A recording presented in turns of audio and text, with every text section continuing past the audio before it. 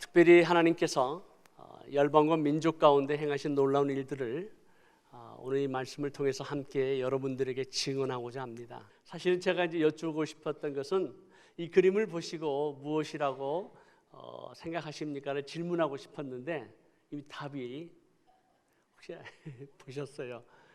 많은 분들이 이제 이걸 보시면서 칼펫의 표면이 아니겠는가, 혹은 어떤 분들은 옷감의 표면이다라고 말씀하신 분도 계신데, 어떤 분들은 어린이 장난감 레고가 아니냐 이렇게 말씀하시는 분들, 사실은 자세히 보시면 이게 뭔지 잘 모르지만 중요한 것은 큰 그림을 보는 게 참 중요합니다.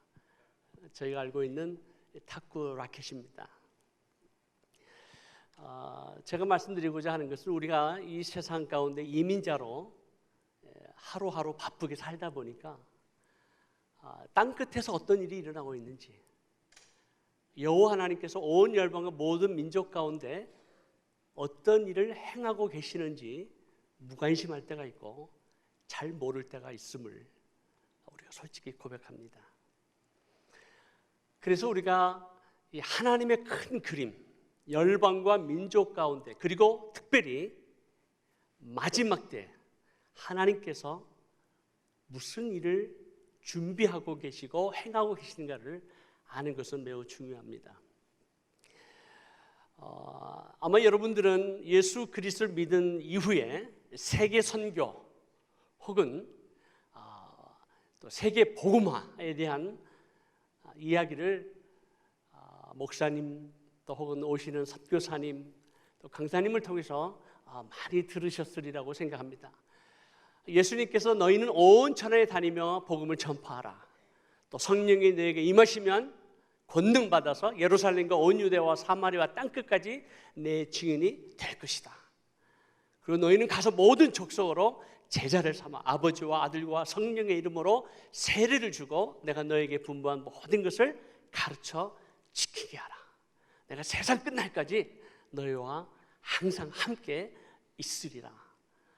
약속하시면서 계속해서 사랑하는 제자들에게, 그리고 예수 그리스도를 믿는 저와 여러분에게 온 천하에 다니며 모든 민족을 향한, 그리고 땅 끝까지 복음을 전파하라고 말씀하신 것을 우리 너무나도 잘 알고 있습니다. 근데 문제는 뭐냐면 이것이 과연 우리의 삶 가운데 얼마만큼 와 닿느냐는 겁니다. 이 세계 복음화를 위해서 우리가 전도해야 된다, 혹은 또 선교, 이거의 어떤 구체적인 어떤 차이를 우리가 성경적으로 구별하는 것은 쉽지 않습니다. 때로는 이렇게 오버랩돼서 한 목적을 두고 또 한 내용을 가지고 두 개의 단어를 사용할 수도 있습니다만은, 조금 구별하자면 우리가 예수 그리스도의 복음을 전파한다 혹은 전도한다라고 할 때는 한 영혼의 포커스가 있습니다. 그 영혼이 예수 그리스도를 믿고 구원받기 위하여 우리가 전도한다라고 표현합니다. 그래서 이것은 땅끝으로 가서 전도하는 것도 얘기가 되고요, 바로 우리 이웃에, 또 우리 가족에게, 친구에게, 또 우리 직장의 동료들에게, 이웃에게 복음을 전할 때 우리가 한 영혼을 구원할 때 전도한다라고 하는 것을 표현할 수 있습니다. 선교라고 하는 것은 무엇인가? 많은 분들이 생각할 때 바운드리를 넘어서 국경과 민족과 문화와 언어를 넘어서 복음을 전하러 가는 사람 혹은 전하는 것, 이것을 선교라고 얘기할 수 있습니다만, 사실 선교라고 하는 미션이라는 단어는 라틴 언어인 미시오에서 온 단어이고, 원래 그 뜻이 뭘까요? 그 뜻은 sent one, 보내다 혹은 보냄을 받았다라는 뜻입니다. 우리 신약 성경에서 잘 알고 있는 아포스톨레이 혹은 아포스톨로스, 또 우리가 잘 알고 있는 아파솔은 사도라고 하는 의미, 이 사도라고 하는 의미는 보냄을 받았다라고 하는 뜻입니다. 내가 너희를 세상에 보낸다. 아버지께서 나를 보낸 것처럼 나도 너희를 세상에 보낸다. 아포스톨레이라고 표현합니다. 그러므로 예수 그리스도를 믿는 저와 여러분들은 넓은 의미에서 보냄을 받은 자요, 그리고 선교사입니다. 그래서 특별히 선교라고 하는 이 단어, 미션이라는 단어는 사명이라는 단어와도 마찬가지죠. 그래서 선교라고 하는 의미를 우리가 부여할 때 특별히 사명이다, 혹은 사명을 받은 사람이다, 혹은 사명자다라고 말합니다. 그럼 무슨 사명을 받았느냐? 예수 그리스도 믿는 우리들은 어떤 사명이 있느냐? 하나님의 관심, 하나님의 선하시고 기뻐하시고 온전하신 뜻이 무엇이냐를 분별하고 깨닫고 순종하는 것이 매우 중요하리라고 생각합니다. 그렇다면 하나님의 뜻이 무엇인가? 하나님 아버지의 소원이 무엇인가? 하나님께서 무엇을 원하시는가? 물론 하나님께서 예수 그리스도를 이 땅에 보내신 것은 한 영혼을 사랑하시고 온 천하 모든 사람을 사랑하시고 구원하시기 위한 목적도 있고, 그리고 죄와 사망의 권세를 가진 사단을 멸하시기 위해서 예수 그리스도를 보내신 목적도 있고, 그리고 더 중요한 것은 하나님의 나라의 회복입니다. 하나님 나라의 영광과 존귀와 능력과 권세, 모든 민족으로부터 찬양받고 예배를 받기를 원하시는 그 하나님 아버지의 소원, 마음, 그 뜻을 이루시기 위해서 예수 그리스도께서 오셨고, 그리고 예수 그리스도께서 하늘에 올라가시면서 성령을 보내시고 저와 여러분들에게 사명, 미션을 주신 것입니다. 믿으십니까? 예, 여기까지는 이제 기본이에요. 여기까지는 다 아시는 내용입니다.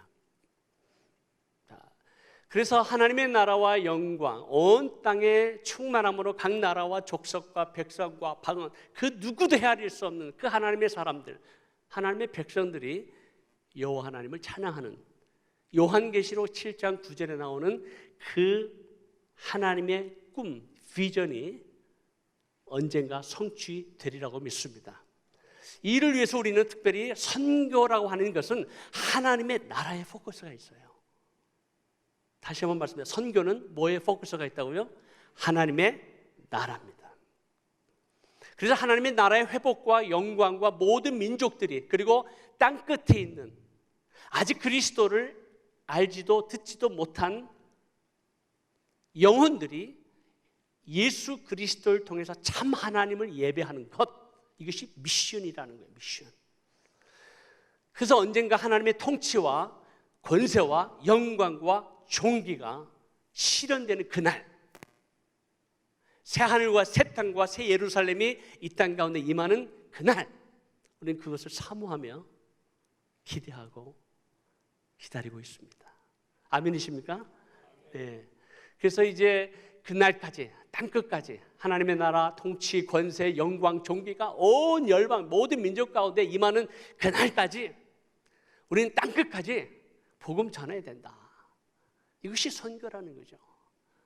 이것이 우리 주위에서도 일어나야 되고 땅끝에서도 일어나야 됩니다. 이런 큰 그림을 우리가 하나님의 나라의 관점에서 지금 우리는 왕의 대로를 수축하는 것입니다. 다시 오실 왕. 그래서 선교는 종말과도 굉장히 밀접한 관계가 있고요, 선교는 예수 그리스도의 다시 오심을 예비하는 왕의 대로를 수축하는 의미에서 매우 중요합니다. 이사야 62장 10절 다 같이 봉독합니다. 시작.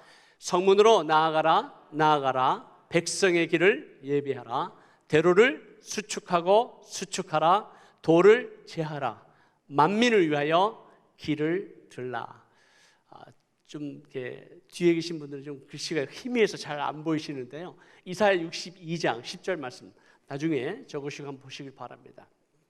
그때는 하나님께서 하나님의 나라가 온 열방과 민족과 백성 가운데 세워지고 확장되기 위해서 끊임없이 여러분의 기도를 통해서, 또 복음 전도자를 통해서, 또 여러분이 파송한 선교사들을 통해서 하나님의 나라가 확장되고 있습니다. 할렐루야. 이것이 하나님의 놀라운 역사죠. 그런데도 아직도 그리스도의 복음을 듣지도 알지도 못한 민족들이 있다라는 거예요. 자, 제가 질문 한번 하겠습니다. 이 지구상에 5천만 명이나 되는 우리 한 민족도 있고, 아마존 밀림이나 혹은 아프리카 정글 같은 데 사는 아주 적은 숫자의 부족들도 있습니다. 그럼 이런 모든 부족 혹은 민족 혹은 족속이라고 하는 단어를 헬라 원어로 에스네라고 하는 단어입니다. 에스네. 에스네라고 하는 단어인데 이 에스네 혹은 피플 그룹이라고 하는 이 민족, 종족, 부족이 온 세상에 이 지구상에 몇 개가 될까요? 괜찮아요. 틀려도 괜찮습니다. 확실하게 틀리죠. 네, 권사님, 이 지구상에 민족, 종족, 부족 몇 개가 있을까요? 네? 8,000개. 예, 또 1,000개. 예, 또 수억. 그 숫자지만 이제 민족의 숫자로 따지면 민족이라는 것을 데피니션을 내릴 때는 같은 문화, 언어, 전통 그리고 그 지역 안에 살아가는 사람들 우리가 특별히 에드네라고 이제 표현하는데요. 물론 많은 정의가 다를 수 있습니다. 1974년 스위스 로잔에서 빌리그리암 목사님께서 세계 선교 대회를 1910년 이후에 64년 만에 세계 선교 대회가 열렸습니다. 그래서 스위스 로잔 세계 선교 대회가 열렸어요. 도대체 주님께서 언제 오시는가? 복음이 어디까지 증거되고 있는가? 이 땅끝이 어디인가에 대해서 US Center for World Mission, 랄프 윈터 박사를 통해서 파사다나의 US Center for World Mission 그 단체를 통해서 전 세계적으로 수년 동안 리서치를 했습니다. 그래서 이 지구상에 도대체 민족, 부족, 에스네가 피플 그룹들이 몇 개가 있을까 조사해 보니까 약 24,000개였습니다. 24,000개. 또 그룹으로 좀 나누다 보면 저슈아 프로젝트는 16,300개로 구분하기도 하고 또 US Center for World Mission 24,000개로 구분했습니다. 자, 그렇다면 이 24,000개의 민족, 부족 가운데 예수 그리스도의 복음을 듣지 못한 민족 혹은 부족, 더 나아가 스스로 복음화할 수 없는 교회가 없거나 교회는 있는데 외부의 도움이 없이는 도저히 자신의 민족을 향해서 부족을 향해서 복음화할 수 없는 그러한 모든 사람들을 미전도 종족이다. Unreached People 그룹이다. UPG. 그래서 미전도 종족을 향해서 우리가 복음을 전하는데 이 미전도 종족이 몇 개나 있을까? 조사해 보니까 24,000개 중에서 약 12,000개가 됐더라는 거예요. 약 한 50% 된 거예요. 그 50%가 어디에 있느냐? 공산권에 있었어요. 그 당시에 소련의 지배 아래 영향력이 있었던 동구 유럽이나 우리가 알고 있는 우리의 북한이나 지금도 쿠바 같은 또 동남아시아에 있었던 그런 많은 나라들이 공산권에 있는 나라들이 아직도 복음을 거부하고 있고 복음이 들어갈 수 없는 그러한 지역들이다.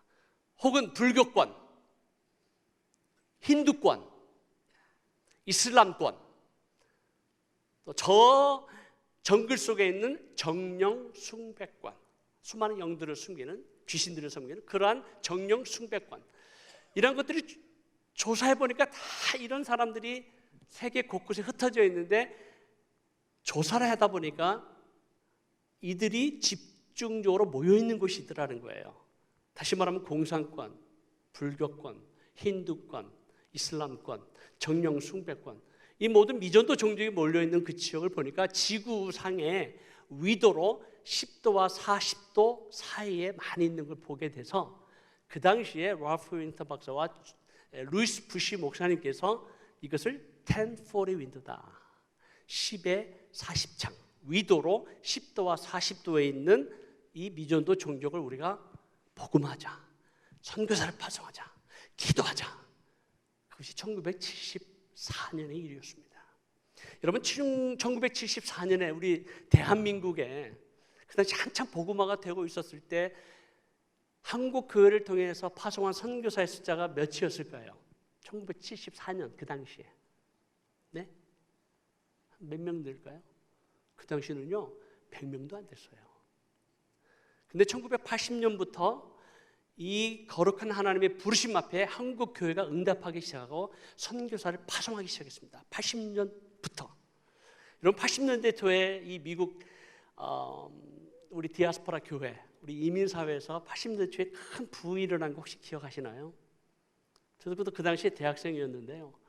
그때는 영락교도 그렇고 동양선교교도 그렇고 많은 캠퍼스에서 수많은 젊은이들이 헌신하고 주회종으로 선교사로 헌신한 때가 있었습니다. 그때가 80년대 초였습니다. 한국도 마찬가지고요. LA뿐만 아니라 시카고에서, 뉴욕에서, 달라스에서 많은 놀라운 성령의 역사가 있었던 때가 있었습니다.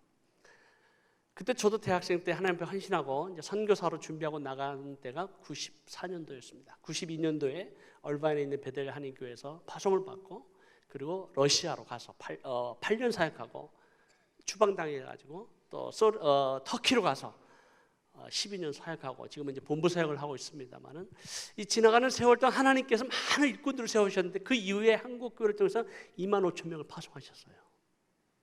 그리고 북미주를 통해서 약 10만 명의 선교사들이 나갔습니다. 이것은 한국 선교사만 아니고 코케이지안이나 미국에 사는 다양한 민족들을 통해서 하나님께서 선교사를 파송하시면서 땅끝까지 미전도 종족에게로 복음을 전하자라고 하는 운동이 지난 45년 동안 이루어졌어요.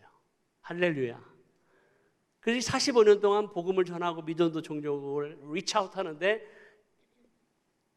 지금 45년의 세월이 지금 지난 2019년 몇 개가 남았을까요? 이제 미전도 종족의 숫자가 몇 개가 남았을까요? 1974년에 약 12,000개라고 말씀을 드렸습니다. 지금 몇 개가 남았을까요? 네? 한 2,000개. 예, 또 괜찮아요. 틀려도 좋아요. 확실하게 틀리세요. 예?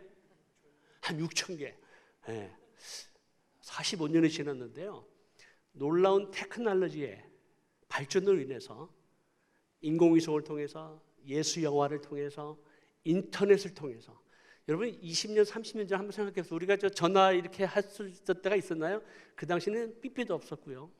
삐삐도 대단하다고 생각했고 또 전화들 때 이렇게 큰 묵직한 전화를 들고 다니면 굉장히 자랑스러워했던 시절이 있었습니다. 지금은 다 옛날 얘기지만 놀라운 테크놀로지의 발전으로 복음이 굉장히 무섭게 확산이 됐습니다. 지금 남아있는 미전도 종족의 숫자는 선교 단체들에 의해서 발표된 숫자는 256개가 남았습니다. 할렐루야.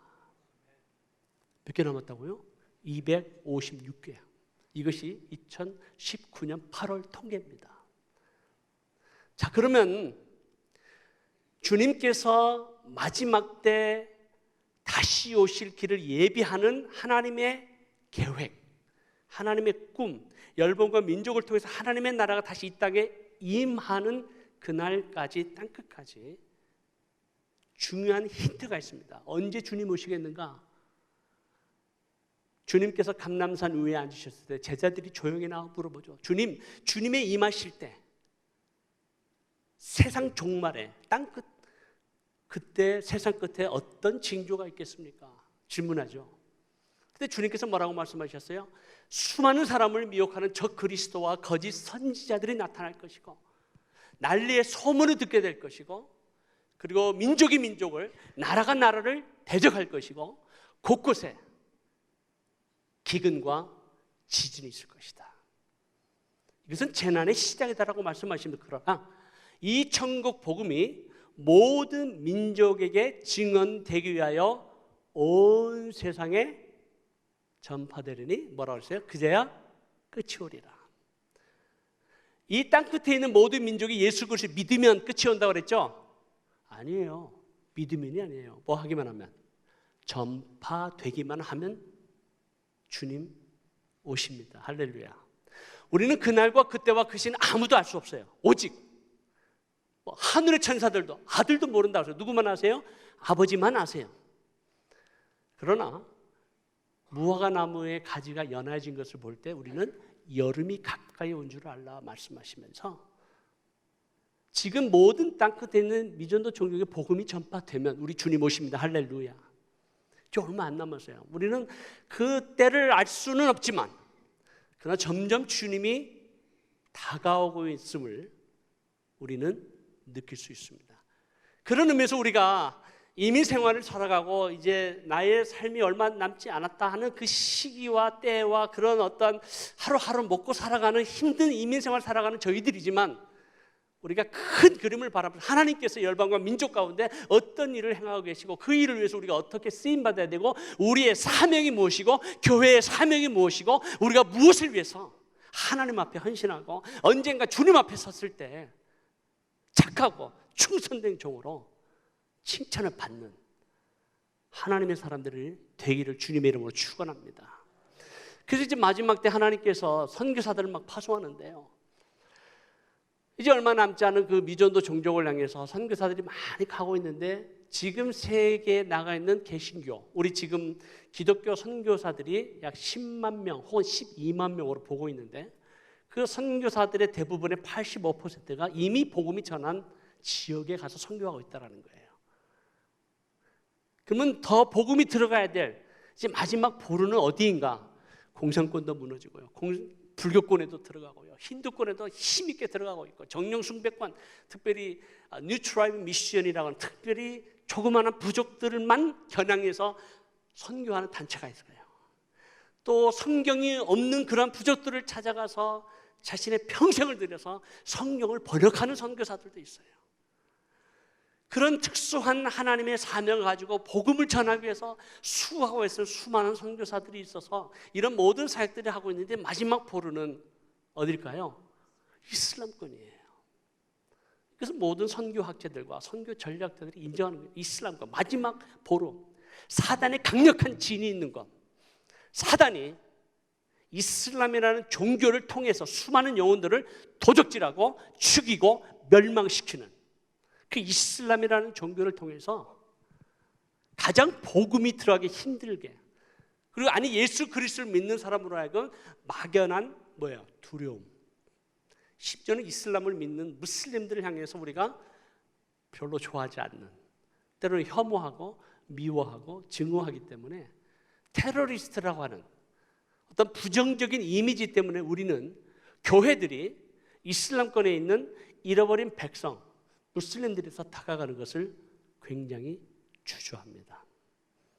싫어하죠. 관심이 없어요.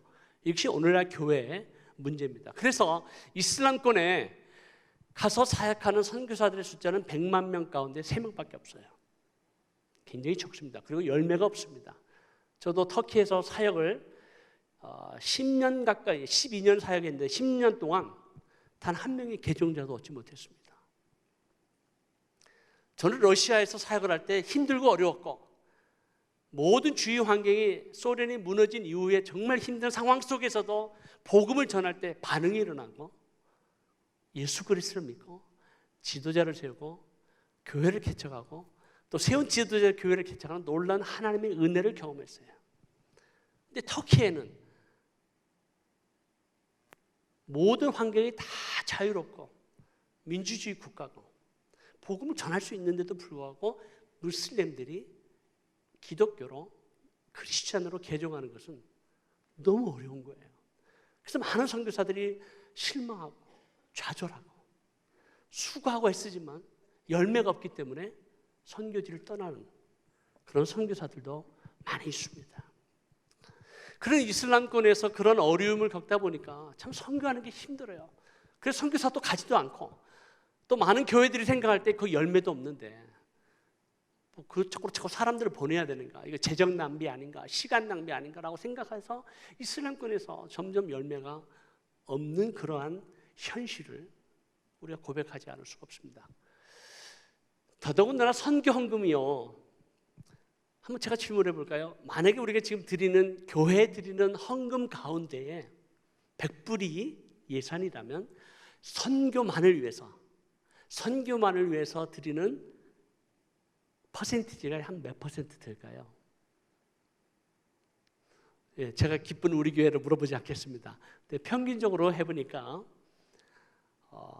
세계 선교를 위해서 드리는 헌금은 전 교회 예산 가운데 3%도 되지 않습니다.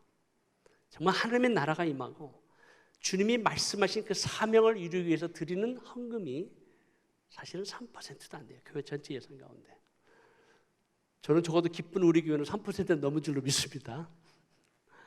그런데요, 그 3% 안에서도 이슬람권을 위해서, 정말 미전도 종족을 위해서 쓰여지는 그 헌금은 1불이라고 한다면 0.5센트입니다. 선교 헌금 중에서도 그만큼 이슬람권에 나가는 선교사도 적고 재정도 없고 열매도 없다 보니까 그것이 과거의 이슬람 선교의 어려운 점이었습니다. 자, 그렇다면 우리가 이 터키와 이슬람권을 바라보면서 제가 3년 전에 제가 기쁜 우리 교회 와서 하나님께서 터키 땅 가운데 행하신 놀라운 일들에 대해서 말씀을 제가 드렸습니다. 그래서 하나님께서 이 강력한 사단의 진이 있는 이곳 이슬람권, 특별히 이슬람권을 여는 관문, 그 나라가 터키인데 이 터키를 향해서 하나님께서 우리에게 연합기도 운동 사명을 주셔서 2007년부터 2016년까지 약 10년 동안 터키에 있는 선교사님들, 한인 선교사뿐만 아니라 외국의 선교사들, 터키 현지 교회 지도자들, 터키 현지 교회와 성도들이 함께 연합하는 그런 연합기도 운동을 지난 2007년부터 했습니다. 그래서 하나님께서 은혜를 베푸시고 놀라운 사역을 하시는 것을 제가 보고한 적이 있습니다. 그래서 연합기도 운동을 2007년부터 2008년, 2009년, 2010년 때는 약 2,000명의 기도 동역자들이 에베소에서 고대 도시 에베소에서 예수 그리스도의 승리를 선포하는 연합 중보 기도회가 에베소에서 있었습니다. 2010년에 2011년 이런 사건들이 계속 일어나면서 우리가 모르는 2010년 12월 달에 우리는 터키가 무너지라고 기도했는데요. 터키가 무너지는 게 아니고 저 북아프리카의 튀니지아가 무너지는 거 있죠. 그래서 튀니지아에서 아랍의 봄, 저스민 혁명이 일어나기 시작했습니다. 들어보셨죠? 그 저스민 혁명, 우리가 알고 있는 민주화의 바람이 튀니지아에서 일어나고 리비아로 번지기 시작하고 그 여파가 이집트로 번지고 그리고 시리아로, 이것이 도미노 현상이 일어나면서 이슬람권이 혼돈에 들어가기 시작합니다. 내전으로 들어가고요. 전쟁으로 들어가고요. 그 전쟁으로 인해서 여러분이 잘 아는 2024년 IS가 나타나게 되고, 그리고 IS가 나타남으로 말미암아 수많은 사람들이 난민으로 정처 없이 전 세계로 흩어지는 것을 우리가 보았고 지금도 목격하고 있습니다. 여러분, 전쟁의 슬픔, 전쟁의 아픔, 전쟁의 고통을 한번 당해보신 분들은, 우리 어르신들은 아마 6.25 전쟁을 겪어보셨기 때문에 이 전쟁이라는 것이 무엇인가 아마 너무나도 잘 아시리라고 생각합니다. 이 시리아 전쟁으로 인해서 2천만 명의 인구 가운데 지금 1,000만 명이 나왔습니다. 한국에 현재, 한국이란데요, 터키에 지금 시리아 난민만 350만 명이 있고요. 그리고 요르단에 150만, 레바논에 250만, 그리고 북이라크에 100만, 이집트에 30만 명, 그리고 이미 터키를 지나 동유럽을 지나서 독일에 간 시리아 난민만 100만이 넘습니다.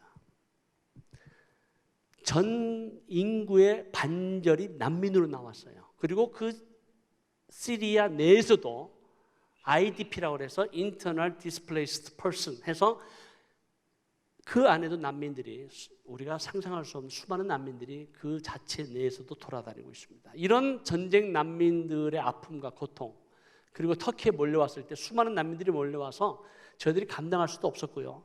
그리고 난민들이 몰려올 때 저희들은 선교사들이 어떤 반응이었냐면 No, 우리는 이 난민들을 도울 수가 없다. 왜? 너무 문제가 심각한 거예요.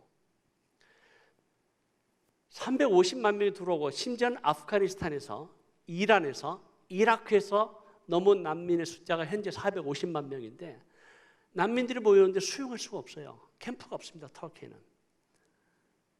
그러니까 막 길거리에, 필드에, 공장에 무너진 곳에 뭐 집 짓다만 어떤 건축물에 들어가서 막 살아가는 수많은 난민들을 우리는 지켜보고 있지만 저희들은 난민의 문제에 대해서 조금 거절했어요. 왜냐하면 이 난민의 문제는 너무 심각하다. 더더군다나 이 난민의 문제를 잘못 우리가 건드렸다가는 마치 밑빠진 독에 물 붓는 것 같아서 이 난민의 사역을 우리가 하기에는 너무 역량이 부족하기 때문에 이것을 유엔이나 나라나 또 월드 비전이나 월드 릴리프나 컴패션 같은 큰 단체들이 하는 거지 우리 같은 선교사들이 이건 할 수 있는 사역이 아니다. 우리는 이걸 못한다. 거절했어요. 우리는 터키인들을 위해서 복음을 전하고 교회를 개척하라고 부르심을 받은 선교사지 난민의 문제는 이건 우리의 사역이 아니다. 이건 구제 사역이고 이거는 전문가들이 해야 된다라고 생각을 했어요. 그래서 난민에 대해서는 마음이 아프지만 괴롭지만 힘들지만 우리의 사역이 아니다라고 마음의 문을 닫았습니다.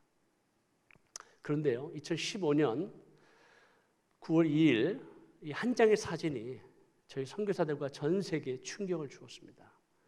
아마 이 사진 아마 보신 분도 계시리라고 생각합니다. 2015년 9월 2일 아이란 쿠르드라고 하는 한 어린아이, 시리아 어린아이가 이제 모든 국경이 막히니까 부모님과 함께 5살 때 형 에게해를 지나서 그리스로 넘어가는 중에 풍랑을 맞아가지고 다 빠져 죽게 되고 아버지만 삽니다.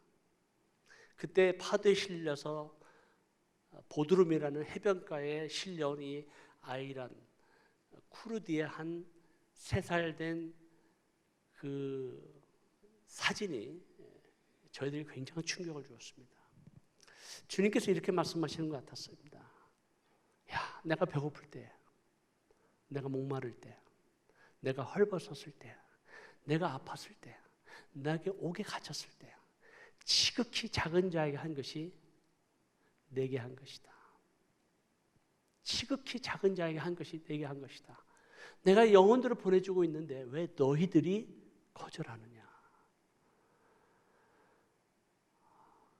그 주님의 어떤 마음에 부딪히는 어떤 그런 감동과 말씀이 있을 때마다 괴로운 거예요. 하나님, 난민 사회 우리가 잘못했다가는 이게 우리가 감당할 길이 없는데, 하지만 작은 자에게 하는 것이 주님에게 하신 것이라고 말씀하시고 우리가 순종하고 우리의 최선을 다하겠습니다.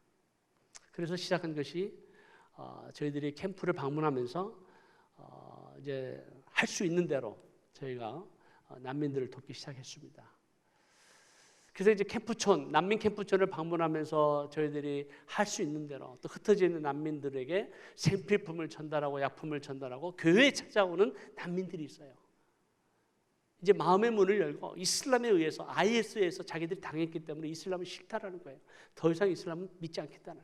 그래서 마음에 물고 마음이 가난해지니까, 그리고 이슬람의 사회 속에 있을 때는 다른 초이스가 없었어요. 선택이 없었어요. 그러나 이제는 흩어지면서 모든 시스템이 다 무너지면서 예수 그리스도의 복음을 들을 수 있는 기회가 있고, 그리고 복음을 들으면서 진리의 성령의 역사가 일어나기 시작하는 거예요.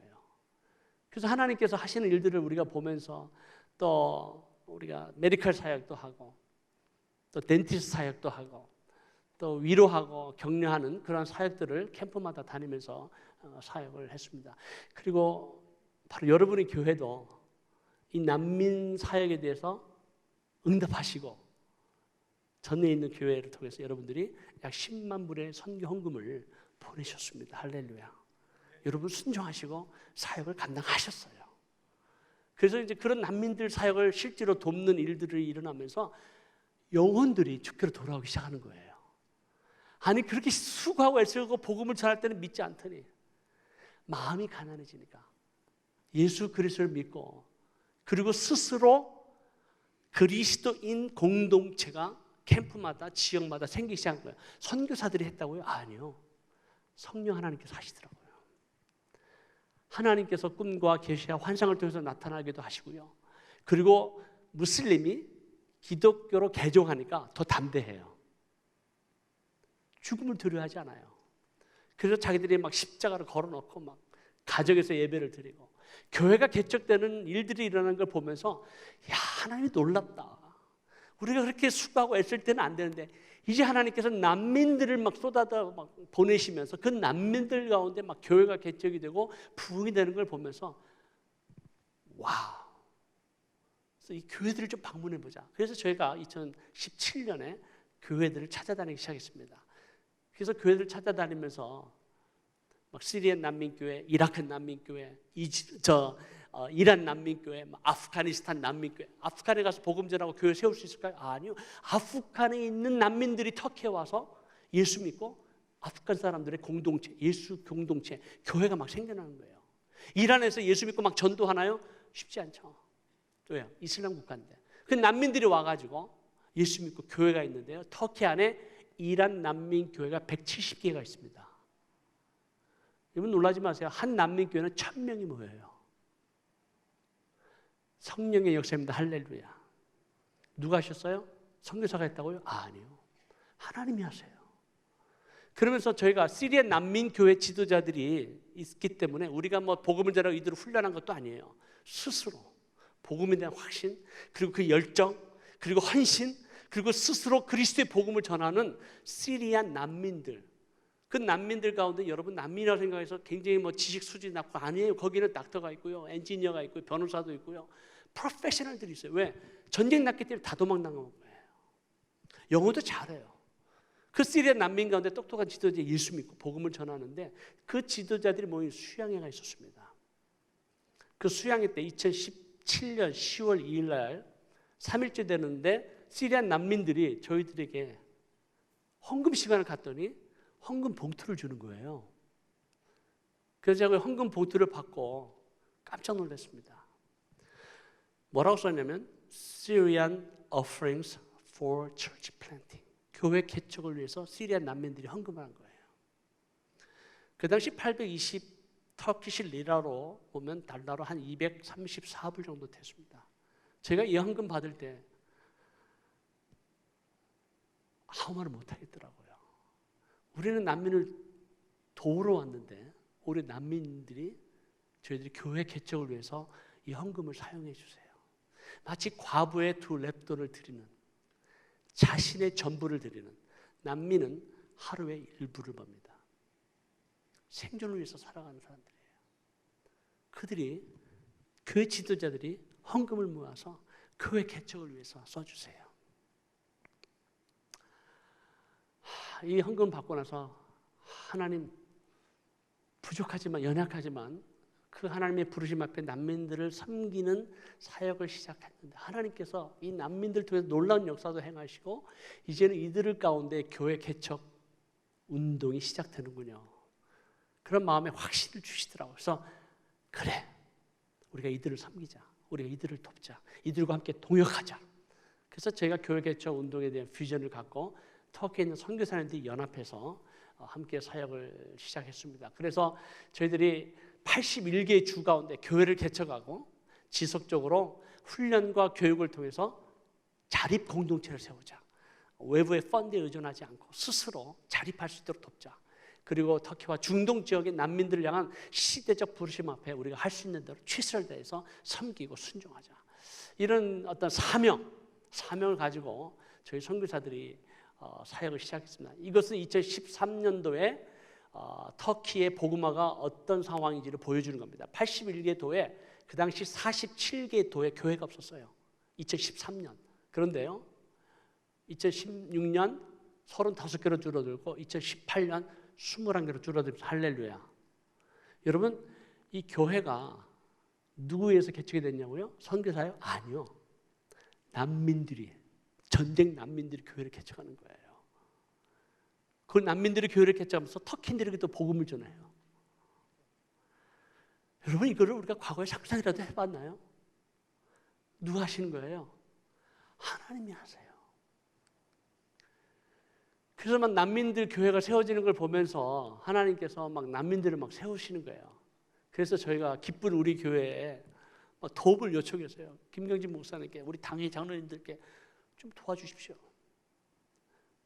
저희 선교회는 원래 연합 기도하고 기도하는 단체예요. 중보 기도하고 또 이게 네트워킹을 통해서 우리는 선교사를 파송하지 않습니다.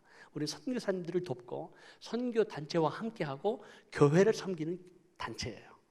저희는 네트워킹하는 단체입니다. 그래서 근데 막 지역에 있는 현지 난민들, 현지 교회 지도자들이 세워지고 막 교회를 개척하는데 도움이 필요한 거예요. 저희들은 재정이 없기 때문에 교회들에게 호소했죠. 이분들을 좀 도와주십시오. 이분들을 후원해 주십시오. 이분들이 자립할 수 있도록 좀 도와주십시오. 여러분, 여기에 나와 있는 이게 좀 나오네. 여기는 이라크 난민이고요. 세 사람은 시리아 난민입니다. 지금 교회를 개척하고 있는 분들인데요. 보시다시피 어때요? 젊죠? 30대예요. 근데 이분들은 이미 독일로, 캐나다로, 브라질로, 오스트레일리아로 갈 수 있는 난민 지위를 획득했어요. 본인이 원하면 바로 갈 수 있어요. 여러분, 난민의 꿈은 독일로, 캐나다로, 호주로 가는 겁니다. 미국은 다 모든 문이 닫혔어요. 트럼프 때문에. 다 닫혀가지고 전혀 오지 못합니다. 그러면 가면 어떻게 되느냐? 독일에 같은 경우는 난민에게 800유로를 줍니다. 언어 훈련을 시키고요. 직업 훈련을 시키고요. 그리고 어느 지역에서 직업을 가질 수 있도록 생활을 보장해요. 그렇게 자기들의 유토피아예요. 어떻게든지 건너가요. 자녀 교육을 위해서라도 가요. 근데 이분들은 갈 수 있는데 안 간 거예요. 그래서 물어봤어요. 아니, 너희들 도대체 왜 안 가느냐? 어차피 난민은 나그네잖아요. 아니, 우리 미국에 살고 있는 이민자들도 우리가 잘 살기 위해서 미국으로 우리 부모님들이 이민 갔고, 그리고 자녀 교육 때문에 이민 갔다. 베터 라이프를 위해서 갔는데 너희들은 왜 안 가냐 그랬어요. 그랬더니 뭐라고 대답한지 아세요? 이 터키 땅 가운데 아주 고난 중에 있는 우리 민족이 있는데, 그리고 그들이 복음을 듣지 못했는데 우리가 어찌 독일로, 캐나다로, 호주로 가겠느냐. 그 대답을 들으니까요, 저희 선교사들보다 낫더라고요. 저희가 부끄러워요.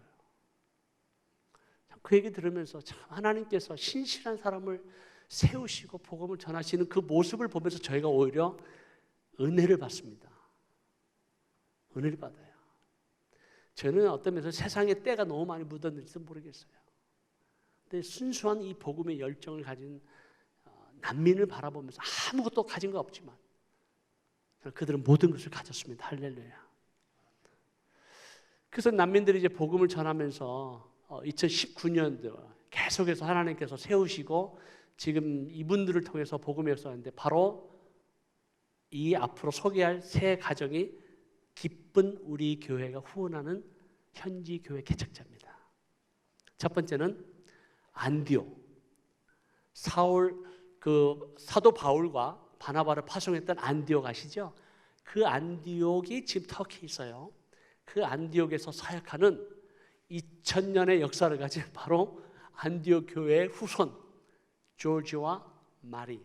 이분들은 터키 언어도 하시고요, 시리아 언어를 하세요. 그래서 안디옥 교회를 맡고 책임지는 우리 장로님이세요. 아직 목사를 받지 않았기 때문에 지도자세요. 그래서 터키인들과 시리아 난민을 사역을 하는 것을 여러분들이 지금 도와주고 계십니다. 누구를 도와주셔야 되지 마셔야 돼요. 조지와 마리. 두 번째는 에크렘과 아둘이라고 하는 이 가정은 수르치, 시리아 국경에 있는 조그만한 작은 도시인데요. 여기에 쿠르드 민족이 있어요.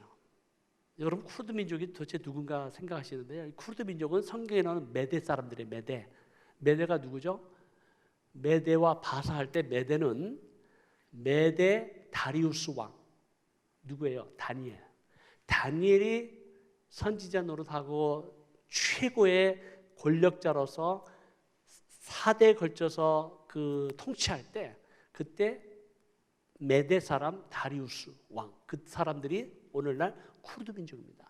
2,500만 명인데요, 국가가 없어요. 그 쿠르드 민족을 향해서 복음을 전하고 교회를 개척하는 분이 바로 에크렘과 아둘입니다. 지금 교회가 굉장히 성장했습니다. 지금 150이 넘어요. 그리고 세 번째 가정이 시리아 난민인데요, 샤로와 사디카, 그리고 두 자녀 네스트와 하니프라고 하는데 이스탄불에서 시리아 난민 교회를 개척하고 있습니다. 사역 잘하고 있습니다. 바로 여러분의 교회가 재정으로, 기도로 섬기고 있습니다. 한번 만나보고 싶지 않으세요? 만나보고 싶지 않으세요? 우리가 초청할 수는 없어요. 난민이니까. 여러분이 오시면 돼요. 위로해 주세요. 격려해 주세요. 수고한다고 칭찬해 주시고 기도한다고 축복해 주세요. 바로 여러분들이 파송한 선교사예요. 이제는 선교의 패러다임을 바꿔야 됩니다.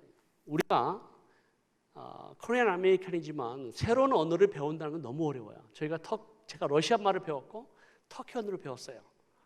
근데 아람 말은요, 지금 나이가 있어서 안 됩니다. 제가 이제 60이 다 돼 가는데 어떻게 아람 말을 배우겠어요? 못 배워요. 그리고 시리아에서 이라크에서 온 난민들은 아람 말을 하기 때문에 저희가 소통이 안 돼요, 소통이. 근데 하나님께서 그 난민들을 세우시고 그들의 언어로, 그리고 그들은 이슬람을 알잖아요. 무슬림이었기 때문에 문화를 알잖아요. 그래서 저희들보다 훨씬 더 효과적으로 복음을 전할 수 있다는 거예요. 더 하나님께서 이들을 준비하시고 훈련시키시고 준비하셔서 그들의 민족을 향해서, 그들의 지역을 향해서 복음을 나아갈 수 있도록 여러분들이 계속해서 기도해 주시기를 진심으로 부탁을 드립니다. 시간이 없기 때문에 제가 7시에는 마쳐야 될 것 같아요. 이집트 선교사들이 있다는 걸 좀 말씀을 드리고요. 마지막에 지금 이집트 선교사들이 막 나오고, 현재 저희를 통해서 후원하는 현지 교회 개척자가 44가정입니다. 할렐루야. 여러분, 현지 교회 개척자가요, 저희들이 세운 게 아니라니까요. 하나님이 세우신 저희와 연결이 되면서 1년 반 만에 44가정이에요. 보세요. 터키어권도 있고요, 아랍어권이 있고, 그 다음에 터키, 이라크 난민, 이집트 선교사들이 있고, 터키, 이란, 아프간 난민들. 그 중에 현재 5 후보들이 준비되어 있습니다. 아마 올해 안에 약 50가정이 될 겁니다. 교회 개척자들이. 이런 것들을 지금 여러분들은 새 가정을 돕고 계십니다. 오늘 말씀 요한복음 4장 34절 36절 같이 봉독합니다. 시작. 예수께서 이르시되 나의 양식은 나를 보내신 이의 뜻을 행하며 그의 일을 온전히 이루는 이것이니라. 너희는 넉 달이 지나야 추수할 때가 이르겠다 하지 아니하느냐? 그러나 나는 너에게 이르노니 너희 눈을 들어 밭을 보라, 희어져 추수하게 되었도다. 거두는 자가 이미 삭도 받고 영생에 이르는 열매를 모으나니 이는 뿌리는 자와 거두는 자가 함께 즐거워하게 하려 함이라.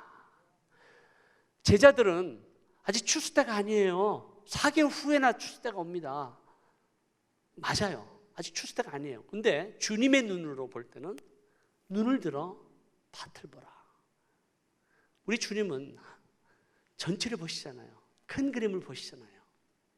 누군가는 씨앗을 뿌려야 되고 누군가는 거두는데 뿌리는 자와 거두는 자가 함께 즐거워한다. 여러분들은 기도의 씨앗을 심기를 주님의 이름으로 축원합니다. 여러분, 물질의 씨앗을 심기를 주님의 이름으로 축원합니다. 누군가는 거기서 거두는 자가 있어요. 그 모든 것이 함께 기뻐하는 겁니다. 여러분들이 함께 기뻐하셔야 돼요.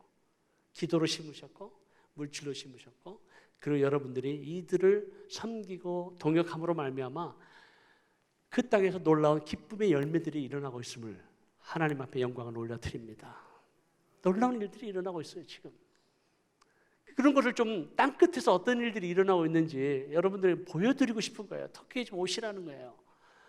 그래서 이번에 우리 김경진 목사님도 오시고요, 또 선교 담당 장로님도 오시는데, 제가 어디 계신지 모르겠지만 그 장로님도 이제 오셔요. 오셔서 교회 개척 리서치 그룹이 3번째인데 오셔서 보시라는 거예요. 우리 당연히 장로님도 오시면 좋겠어요. 좀 시간에 여유가 있고 경제적 여유가 있으시면 오시면 좋겠어요. 좀 보시죠. 현지 교회 개척자 좀 만나시고 선교사님들도 만나시고, 또 터키 얼마나 아름다운지 모르겠어요. 그 지역을 좀 다니시면서 보시면 좋겠어요. 우리는 늘 사역이 있습니다. 그래서 여러분들이 터키에 오시는데요, 제가 아까 마중물 보여드렸는데 마중물 좀 보여주실까요? 네. 어르신들은 다 아시죠? 우리가 전에, 저도 시골에 좀 살았기 때문에 어렸을 때 그 기억이 있어요.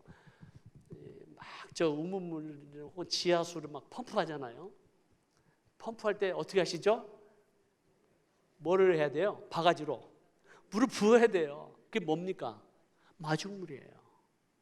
마중물이에요. 그 마중물 넣으면 어떻게 됩니까? 막 하면요, 물이 그냥 막 시원하게 막 쏟아져 나오고 막, 그리고 시골에서 막 그냥 등목도 하고 막 얼마나 시원해요. 기억 좀 새롭죠? 지금이야 뭐 이런 게 없지만 하나님께서 놀라운 성령의 역사를 하시는데 뭐가 필요해요? 마중물이 필요해요. 여러분의 기도가 필요하고, 여러분의 헌신이 필요하고, 여러분의 삶이 필요하고, 여러분의 은사가 필요하고, 여러분의 재물을 하나님 앞에 드려야 돼요. 이제 주님 곧 오실 겁니다. 마라나타 주 예수여 어서 오시옵소서. 기도하겠습니다. 하나님 아버지, 그렇습니다. 마지막 때를 살아가는 저희들 참 이민 생활이 힘들고 또 하루하루 삶을 지탱하는 것이 힘들 때가 있습니다. 그러나 우리가 하나님의 나라를 볼 수 있는 영적인 눈을 갖게 하시고 아버지의 마음을 갖게 하시고 온 열방과 모든 민족을 통해 영광 받기를 원하시는 그 하나님 아버지의 소원을 우리로 하여금 갖게 하시고 깨닫게 해 주옵소서. 그 거룩한 하나님의 부르심 앞에, 미션 앞에 우리 모두가 순종하게 하시고 이제 하나님의 나라가 이 땅 가운데 임하는 그날까지, 그리고 땅 끝까지 우리의 최선을 다해서 이 사명, 마중물의 사명 감당할 수 있도록 주여 우리를 도와 주옵소서.